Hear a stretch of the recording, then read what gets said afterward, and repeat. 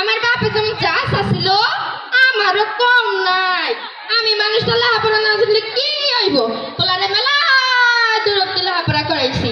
ভাবছিলাম পোলারে বিয়া দিয়া মেলা টাকার যৌতুক নেব, হুন্ডা ফ্রিজ আইপিএস, কিন্তু ওই যে আমার পোলা যাকে লগে চলে তাকে যদি আমার কিচ্ছু লইবার দিল না।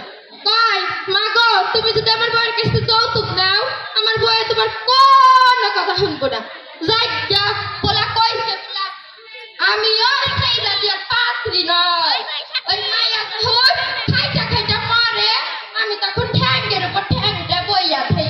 যাই দেহ আমার শেষ তো কার সংসার ভাঙুন যায়। ওই যে ওই ডাকিটা ভুলতাম না, মনটা মনে হয় খারাপ, দাঁড়াস ডাক দেই। ও ভুলতাম না বা হনো হনো কি হয়েছে, মনটা মন খারাপ কে? কি তোমার মায়ের তোমার বল লাগে ঝগড়া করছে? সি সি সি সি, আমার সোনার টুকরা বউ আনছো তার লগে কিনা আমার ঝগড়া? শোনে বাবা, তোমার একটা কথা কই, কিছু মনে কইরো না। তোমার মা মানুষটা না জন্মের খারাপ। যাই দেহ আমার সেটা তোমার মায়ের বুঝাই আসে। ওই যে ফুলদানের মা পুকুর পাড়ে বইয়া বইয়া কাঁদতাছে, জায়গাটাকে একটু নুনের ছিটা দিয়ে আসে। ও বোন, আমার পুকুর পাড়ে বইয়া বইয়া কাঁদতাছো কে? কি তোমার পোলার বউ তোমার লাগে ঝগড়া করছে? সি শোনো, পোলারে না সবসময় জন্মের খেলা বিয়ে, বিয়ার পরে খালি কি যে করছে পোলাটার লাগে আমরা কি তা দেহুম নেই? মাথায় রাখো নাই পিঁপড়ে খাইবে বলা, রাখো নাই হুনে খাইবে বলা, ভুল খাইছি সমস্যা নেই। বাড়িতে যাই কালে কালে যে কত কি যে দেহুম, কলিকাল কলিকাল কলিকাল কলিকাল। না বাড়িতে গেলে তো চলবো না, ফুলদানের বউয়ের কাছে যাওয়ার লাগবো। বউ ও বউ, বউ বাড়িতে আসো নাকি? ও বাবা, আমার উপর বেড়া হইয়া হইয়া কাঁদতাছো কে?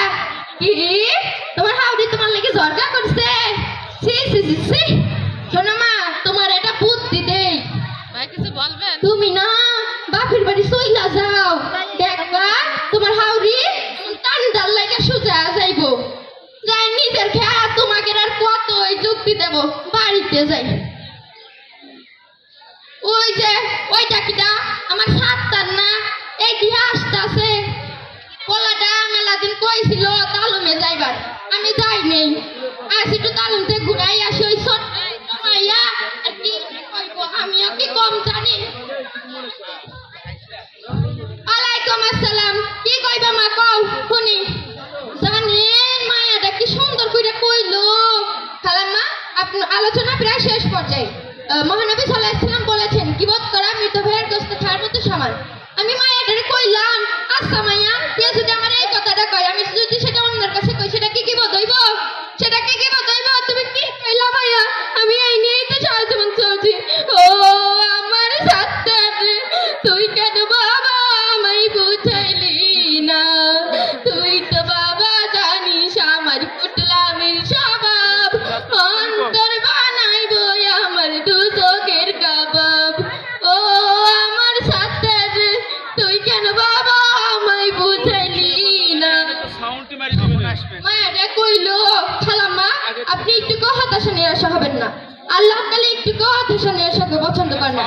আপনি খাস করে আল্লাহর কাছে ক্ষমা চান, দেখবেন আল্লাহ তাআলা আপনাকে ক্ষমা করে দেবে। তুমি সত্যি কইছো মায়া, আল্লাহ আমারে ক্ষমা করে দেব, আল্লাহ আমাকে জান্নাত দেব। তাহলে আমি এখনই যাদের নিয়ে কিবত গেছি তাদের কাছে এখনই ক্ষমা চাইবো, আর আমি প্রত্যেকদিন আনতে তালুমে আসবো। তুমি থাকো মায়া, আমি গেলাম, তুমি থাকো।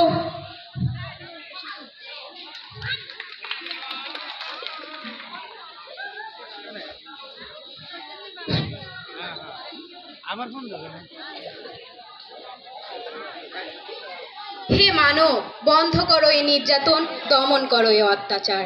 সুপ্রিয় সুধীবিন্দু, এ পর্যায়ে অভিনয় নিয়ে আসছে ষষ্ঠ শ্রেণীর ছাত্র আফিফ সাদমান কাইফ।